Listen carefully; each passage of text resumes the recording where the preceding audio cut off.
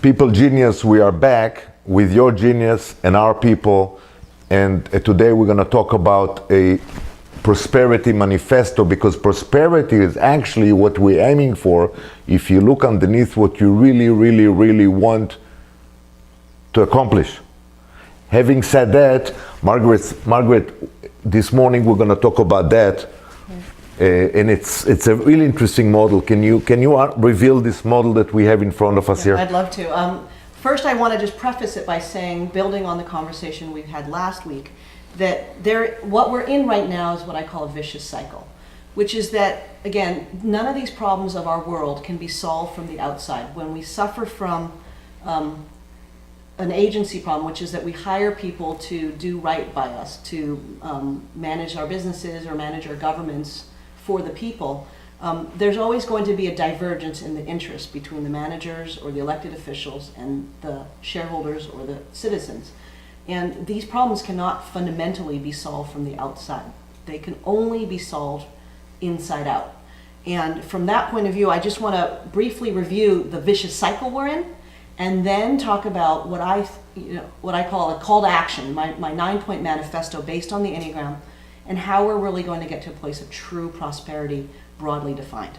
So the vicious cycle that we're in is that when our world lives below the line and we're in unconsciousness. We're unconscious, and we're unconscious of what drives us, and we're reactive instead of proactive, and we're in fear rather than in abundance and love.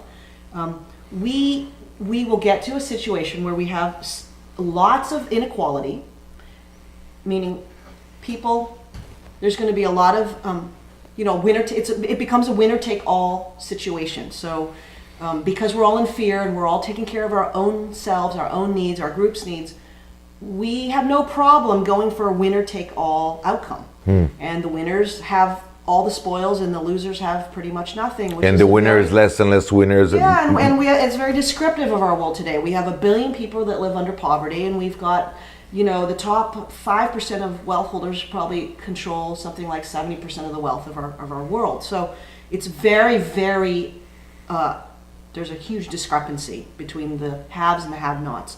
And, we could shrug our shoulders and say, hey, that's just the fact of capitalism, and that's just how it all is, and it has to be that way in order to maintain a dynamic economic world.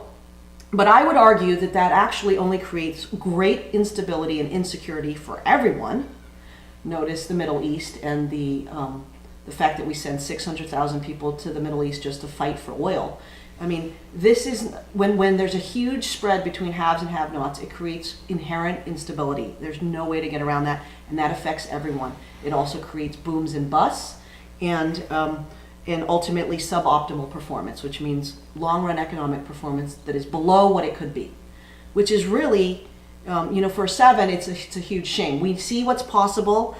The 7s in this world, we see what's possible, and when we see that the world isn't working to that highest potential, it's just a huge loss.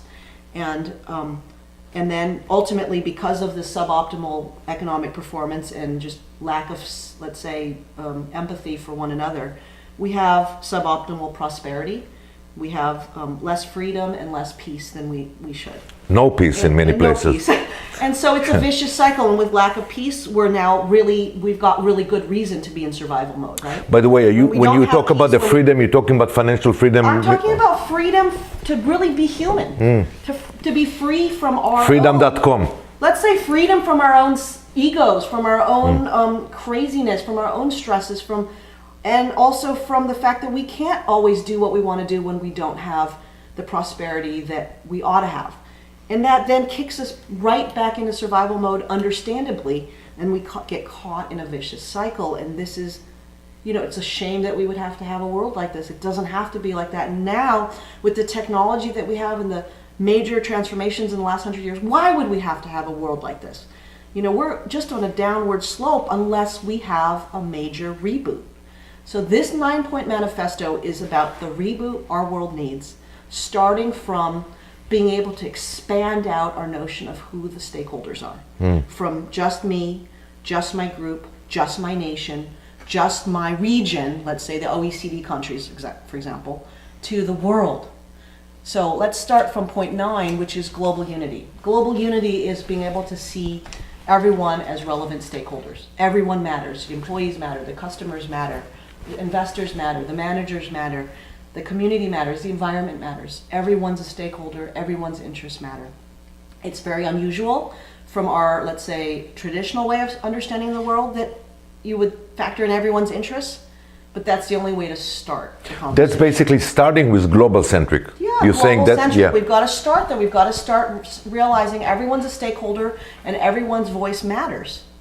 Secondly, that we create a world which is self-regulating, meaning we create standards and institutional structures legally, financially, economically, agriculturally, environmentally, with the oceans, the fisheries, everything, where we're creating self-regulating systems where there are standards in place to act in a certain ethical manner and to harvest ethically and to do our finances ethically and to be transparent. That's global self-regulation.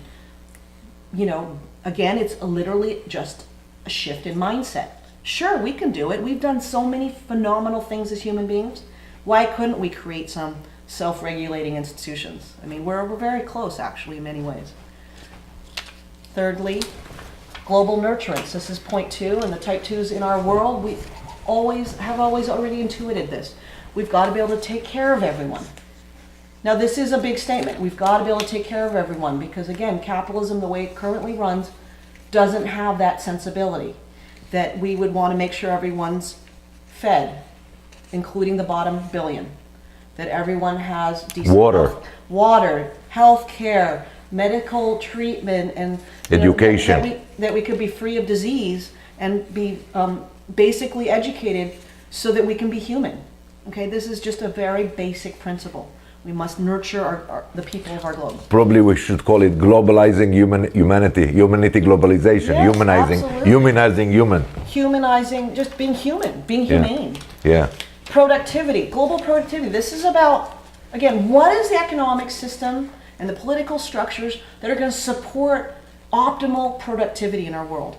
To get that, we've got to be able to unleash the genius of every individual on our planet. We've got to be able to help them be as productive and contribute their genius, their value to the conversation. And that's, of course, is supported by global nurturance, by the principle of global nurturance, right? We've got to be able to take care of people so that they can then be as productive as possible. Again, this is a shift in mindset. We don't typically in corporations and even as nations necessarily think it's our business to worry about everyone else's problems, but actually it is our problem.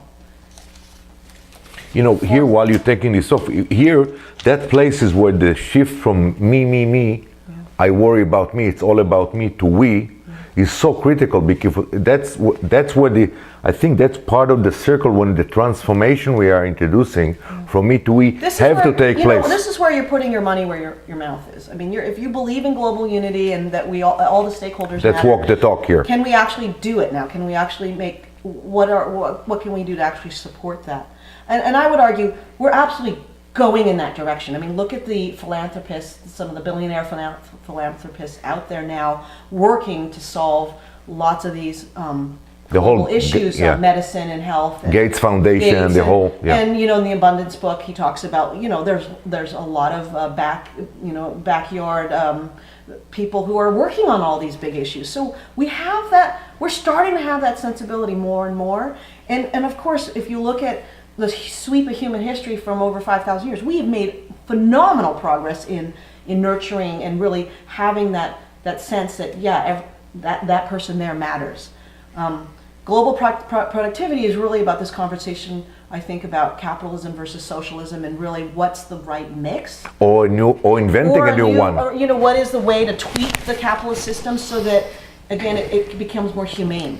Because when it doesn't have the humanity in it, it actually hurts itself. And we're seeing the evidence of the instability and insecurity. It's not helping its own goals right now. Global humanity is about recognizing that every individual is unique, special, and it's equal, and God's gift and equal. I mean, every race, every gender, every religion, every point of view, we can welcome into the human conversation.